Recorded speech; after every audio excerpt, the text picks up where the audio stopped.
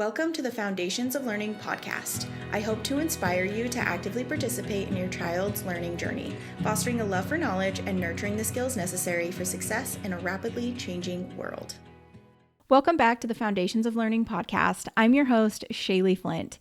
Today is going to be a pretty quick podcast. I am actually just going to give you 15 engaging ways to master the alphabet, because when we are teaching children the alphabet, generally they're pretty young and they are going to benefit from experiences and play, because in the early years, play and experiences are how the children understand the world around them. And so if we can incorporate that in their learning, it's going to make learning way more fun and memorable. So I'm going to go over 15 different ways that you can help your child master the alphabet through multisensory activities and games. First, before I do that though, I do want to talk about the sequential learning, because it is important that you are teaching letters in a very sequential manner.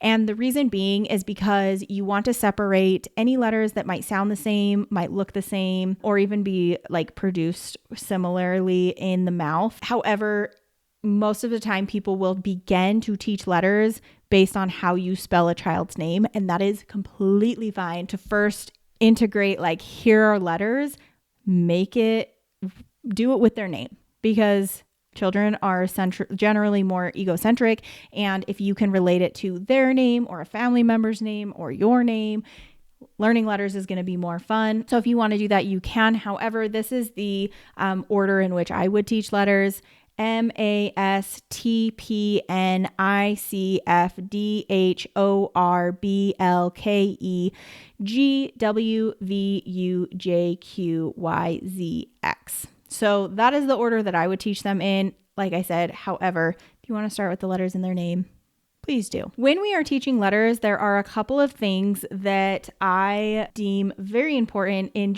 not just teaching them, this is the letter and this is the sound. Because yes, we need to know the letter and its sound, because that's what happens when we're reading. But I do believe as well that they not only do they need to recognize it and identify the sound, they also need to identify its name. There are times where when they're spelling, you might have to tell them a letter name. And if they don't know the name of the letter, it's not very helpful, right?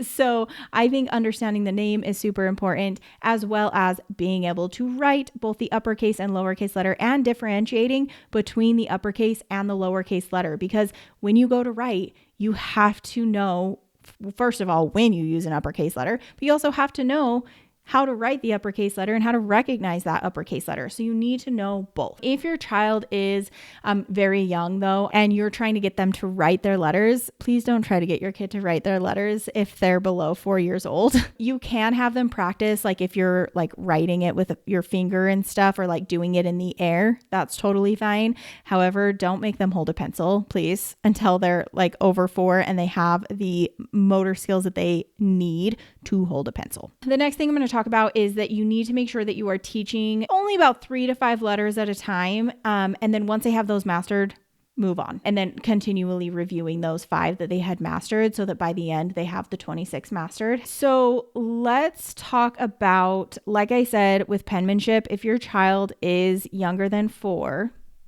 please don't put a pencil in their hand and try to get them to write letters. Let's focus on fine motor skills first and get those muscles strong in their hands as they're little before we stick a pencil in their hand. However, when you are teaching them to write the letters, even if you're doing it in the air or you're doing it in kinetic sand or whatever, and they're not holding a pencil yet, you can still teach them penmanship and how to write the letters. And so I would make sure that the way that you're teaching them to write the letter is going to be the same every single time. If you're interested, I do have writing pages where I actually give you the sayings that I use to teach the letters, so that you can stay consistent in how you're telling them to write it. Because if you're constantly changing how you are writing the letter, it's going to get confusing. And I want you to think about how you write letters, because I mean, you could use like, okay, this is how I write this letter, and teach them how you write it, right? However, there are certain letters that it is so important that you have them write it in a certain way. And the reason being, I'm going to give you an example, okay? When my husband writes B's and D's, he will always start with a line first for both the B and the D. When he was younger, he had a really, really, really hard time differentiating between his B's, his D's, his P's, his Q's.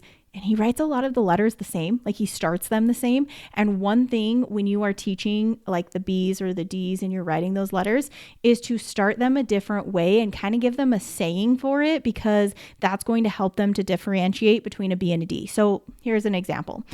When I'm writing a B, I will start with a line first. So I always say I start with the bat, then I draw my ball. Okay.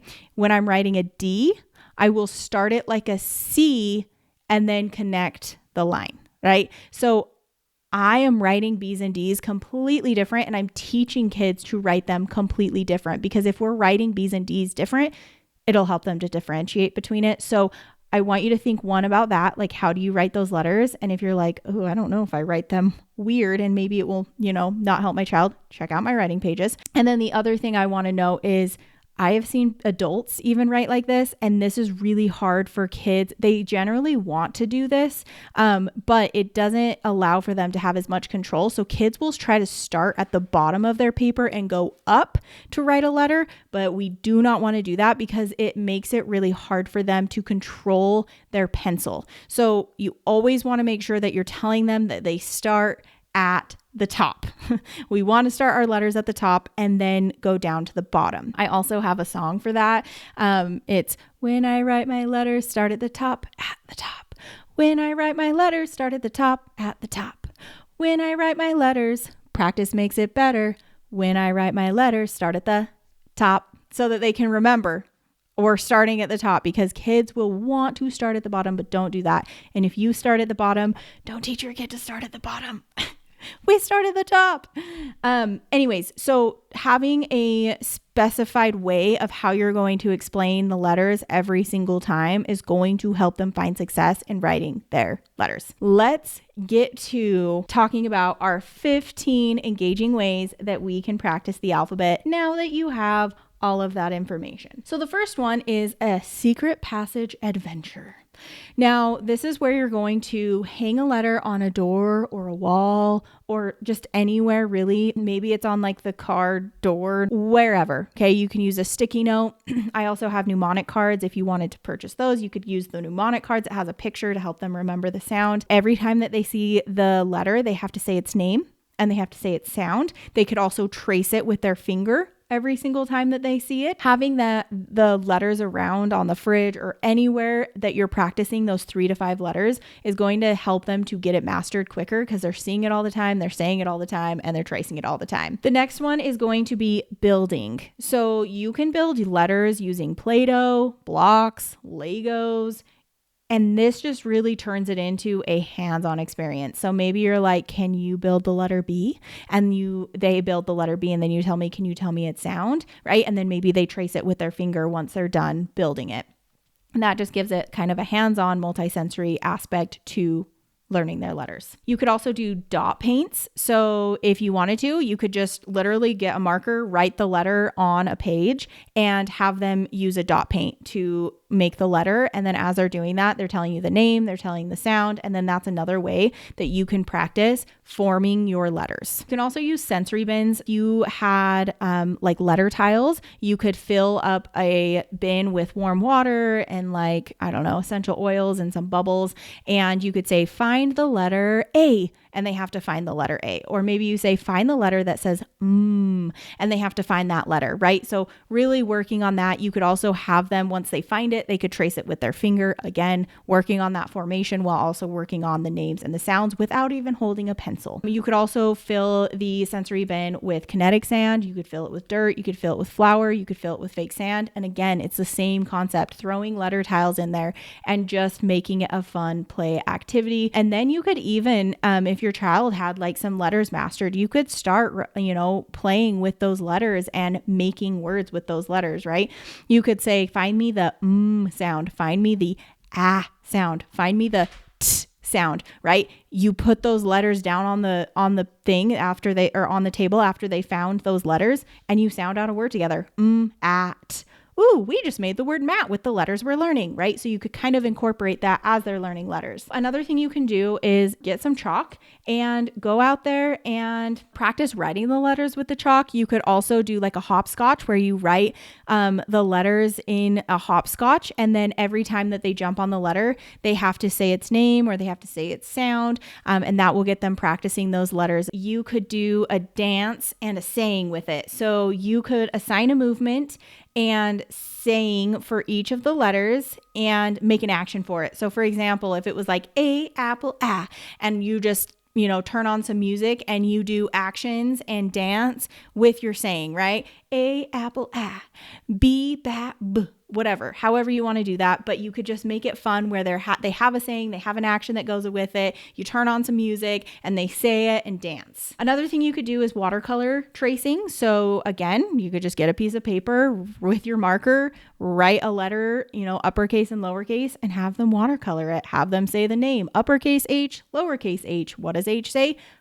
They're also practicing the forming of it with watercolors. Another thing you can do with watercolors, which is really fun, is you can actually write with a white crayon on the paper, and it could be like a little mystery thing. So you write letters on the page and then they watercolor it, and the letter that appears, they have to say its name and sound. That can also be another fun way for them to do it. It's like a mystery, right? Another thing you can do is letter racetrack. So if your child really likes race cars, you could write the letters, do like a dotted line, like it's a racetrack, right? And draw around it. And then they have to, push their car on the letter as they're forming it and say its name and its sound. You can also play letter hide and seek. You could place letters around the house and you could say, go find the letter that says or you could say, go find the letter M, right? And they have to go find it. You could play this with siblings and be like, I've hid 5 letters. The first person to find the letters and tell me the names and sounds of the letters wins. You can also play hit that letter. So for example, if your child had, I don't know, like a bouncy ball or maybe a bow and arrow or a Nerf gun or whatever, and you put the letters up on the wall, you could tape them on the wall. You could even just put them on the ground and they have to like bounce the ball on it or shoot it with their gun or their bow or whatever. You can also do jump on it. So now we're using our bodies. You lay the letters that they have learned on the ground. And again, you say the sound or you say the name and they have to jump on the letter that says that name or sound. You could also have them teach a friend, teach a family member, teach a pet, teach a stuffed animal. So after you've taught the letter, now they have to go and teach it to someone, right? So maybe they call grandma and they're like, grandma, this is the letter A. A says ah, whatever. So they get to teach that to someone else and it's something fun because now they're the teacher. Or you could even have them teach the letters again and you could have them do that as a review. You could be like, do you remember this letter? Teach it to me, and have them teach it to you as a review. You can also do an air writing challenge. So you might tell them a letter and then they have to write it in the air. Maybe you tell them, write the letter in the air that says and they have to remember it and they have to write it in the air. And then also a letter jumping game. So this is where you're going to set up a game where you both have to jump on the letter that corresponds to a given sound. So maybe you have like the letter M, T, S, and P all in a line on one side, and then you flip it. And so on the other side, you also have M, T, S, P on the other side. And you would say, jump on and you both jump on Or they could even do it too, and they could say jump on T, and you both have to jump on T. So you can kind of play that game together where they either tell you what to jump on or you tell them what to jump on, and you're both jumping on it at the exact same time. The most important thing you want to do is just make sure that you're tailoring your letter practice to your child's interests to make learning creative and enjoyable for them. So get creative. Think about what your child's interests are and use that to teach them their letter names and sounds. But I hope that this podcast was helpful and gave you some ideas on how you can practice letters. And FYI, you can also do these with any of the patterns you're learning. So even if that's digraphs, if that's vowel teams or diphthongs, R-controlled vowels, you can play these games with any of the spelling patterns that you are teaching your child, and it'll just make learning so much more fun. So if like you have different levels of children and maybe some of them are working on letters, some of them are working on vowel teams, just use vowel teams for those other kids and have the other kids do letters, right? So that's kind of a fun way. And also if you have siblings and you're having them teach each other, that can be super fun. But as always, I hope that you have continued success in your learning and in your child's learning. And if you have a moment and this podcast was helpful, share it with someone else that it might be helpful. Leave a review. Let me know how you like this podcast, or if you don't like it, at least tell me why, but give me a rating, and we will see you next time.